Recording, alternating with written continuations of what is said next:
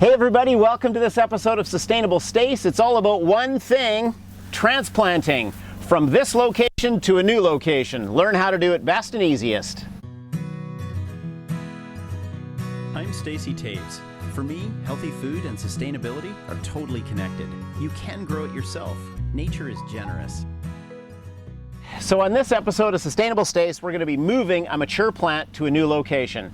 It's currently in a place where it's doing quite well, but I don't want it here any longer because this end of my home has to be re-sided, repainted, and the windows have to be changed, and there's going to be a lot of foot traffic around here in the next few months. So before it becomes spring and summer, it's kind of like late winter, early spring right now, I want to move this mature plant. Now this is a probably 15-year-old rosemary bush, which has really enjoyed being here, and I've got a new place selected for it. We're going to just break this episode into two sections. The first section is selecting the plant you want to move and getting it ready to move. So it might be for you a fruit tree, an ornamental shrub. It might be, in this case, a perennial herb that's well established, but a well-established plant that you want to move and you want it to do well in the new location. Here where we are, you're going to need probably some pruning shears so you can trim it back as much as possible. You're going to need a shovel to dig it up with as little damage and stress to the roots as possible. And in my case, I've got a coffee sack along for the ride, which I'm going to use kind of like a sling. So the root ball, once I've got it dug out, is going to go on the coffee sack. You could use a wheelbarrow. It's basically acting like a stretcher to move the thing with as little stress as possible to the roots and keep as much soil as possible on the roots while I move it to the new location. So this is really simple. First, we're going to trim it and get it as small as possible so that it's got as little stress as possible. When it moves to the new location, it puts its energy into growing new roots and getting well established, picking up nourishment and moisture as the seasons warm up. So I'm going to trim it. So let's get on to that. So guys, I'm just starting to prune this rosemary and I'm going to really cut it back. I'm going to be cutting it back a lot. And you got to think that every area in space, like size, this is a big arm reach around this plant.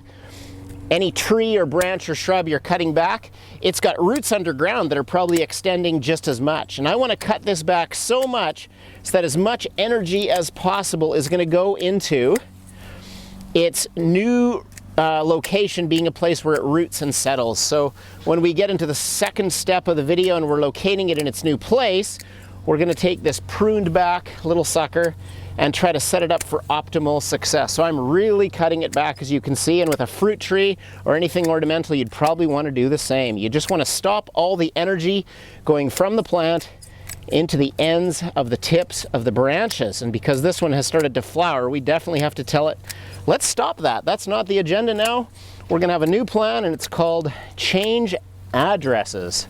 So I'm about halfway through this. Just trimming it back as much as possible.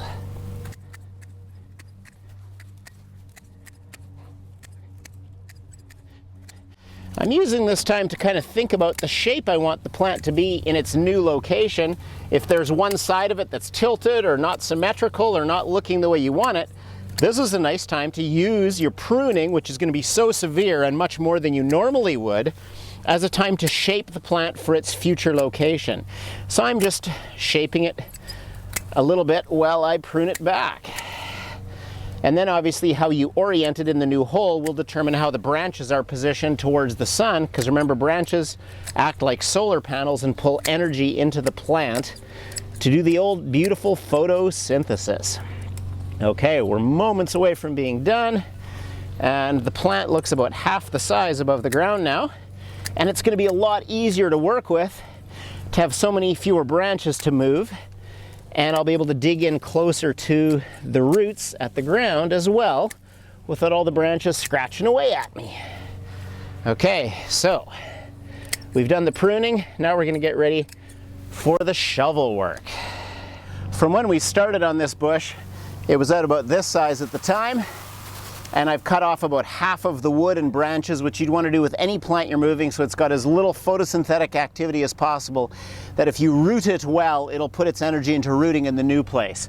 So now I'm going to carve out basically a giant circle on the ground that lines up with the drip line of where the branches used to be when it was full size, and using that as a kind of a template or a circle, I'm going to dig from this center branch around and pull as much root out as I can. There will be some roots getting chopped off, but hopefully not a lot. And then I'll move it onto this coffee sack in the foreground, and that'll be like a stretcher to move it down to the new location. And you know what? If it's so big, you just might have to call in some recruits or some troops. I've moved a cherry tree that before I trimmed it back and moved it was almost 20 feet, 7 meters tall, and we were moving it in the back of a pickup truck, and the root ball was as big as two of us reaching around, and it weighed over 200 kilos. But you know, that's successfully transplanted, and it made it just fine in the new place, and it's not far from here, and I still see it producing fruit every season. So a cherry tree that did really well where it first was and did equally well at the new location. So without further ado, I'm going to start digging to uproot this beautiful rosemary bush.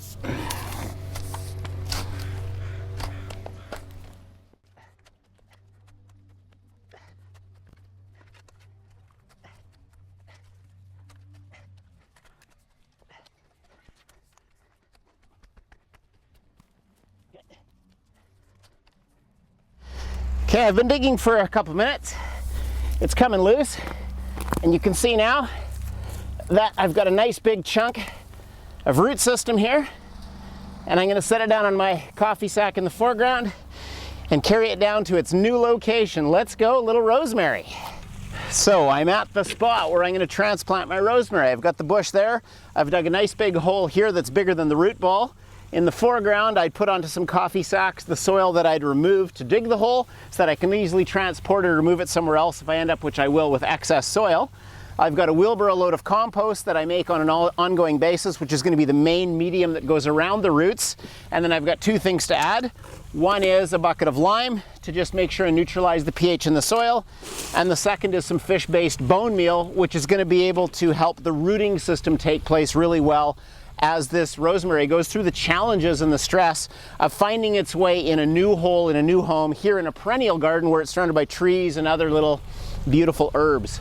There's actually some green onions here, some daisies behind, a little tree on that side, some autumn joy, and an apple tree just over on that side. So it's going to find a home in a little perennial food forest. So here we are, we've got the hole, we've set the soil aside, we've got some compost, we've got some lime and some bone meal, and we're going to get ready to put this rosemary plant into its new home. And this would work again for a fruit tree or an ornamental or anything else that you're wanting to transplant. So let's get to it and put it in place, and I'll walk you through what I do. Okay, so I've got my nice little spot here, and in the bottom of the hole, I'm going to put some bone meal so that the roots will be finding that easy. I'm going to be putting some lime as well, and then I'm going to put some of this aged compost manure in the bottom of the hole. So the first thing that the roots make contact with is really good, easy to grow in medium that's loose, and that's going to help it take off. Then I want to take this big, beautiful root system and I want to orient it into the hole. Generally, when you're transplanting, you want to go a little lower than what it was before so that moisture is going to sink in nicely, as long as you've got a collar on the plant that you're not suffocating, which is a key issue in fruit trees. You'll often, because fruit tree branches are grafted onto stock that's a different type of species often, you'll find a knob or a nodule right around the ground level, and you can't bury that. That's like suffocating it. So you got to make sure that's up above. So here I'm dropping it about 2-3 inches, maybe 7-8 centimeters below the level it was before. I'm going to add a little bit more of the bone meal and the lime, and now I'm going to start filling it in. And I'm going to fill it in primarily with the compost that I have here.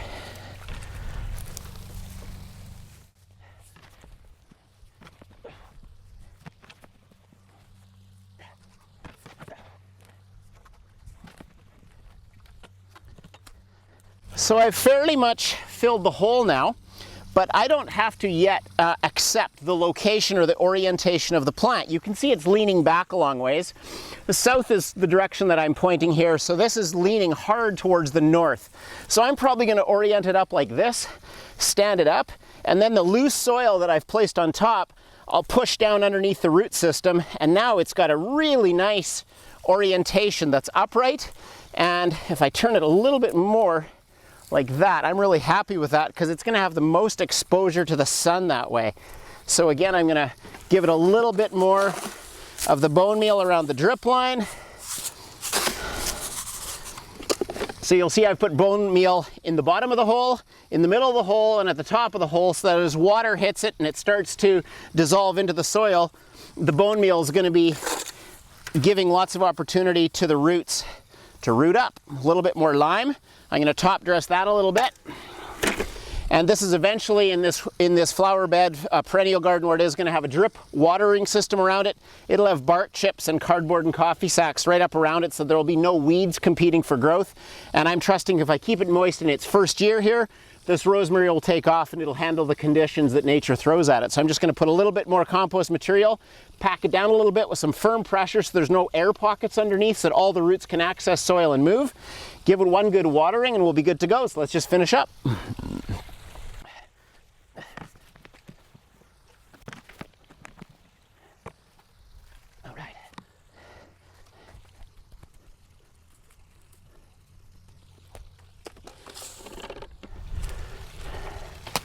So with a little bit of water around, which is right away is going to start dissolving the lime and the bone meal, it should be set up because I'm doing it late winter, early spring for a good, successful season. As long as I keep it well mulched, suppressing the moisture loss and keeping it watered through the season, it's gotten to be placed into a nice big hole where the roots will have lots of opportunity to grow.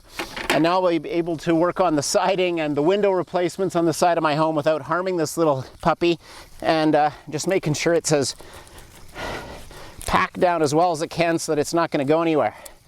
Woo! Bless you, little rosemary. There you go. And if you just happen to be transplanting a fruit tree, unlike what I'm doing today, but using the same techniques that I'm showing you, in this case, this is a quince tree, you probably want to put something in place to stabilize it so that with strong winds or adverse conditions, it'll stand up. So this little quince tree, I've just on each side of it, put in a stake that's leaning away from the trunk of the tree and put a little locking mechanism. You could use a wire passing through garden hose material. You can use a string, but this is especially adapted because you can shape and size it. If you look at what's happening here, these ties can be removed, and you can just link them up at any length you want to tighten or loosen the attachment around the tree.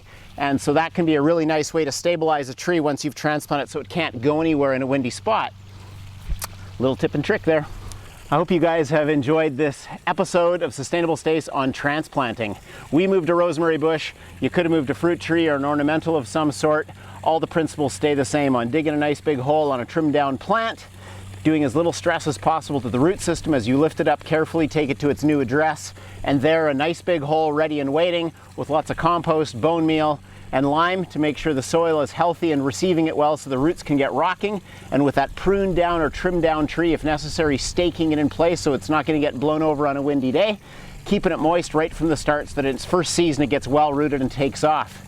Hey guys, thanks for watching this episode of Sustainable Stace on YouTube. Please consider liking and subscribing, and stay tuned for more helpful tips that are hopeful, helpful, and healthy. Till next time.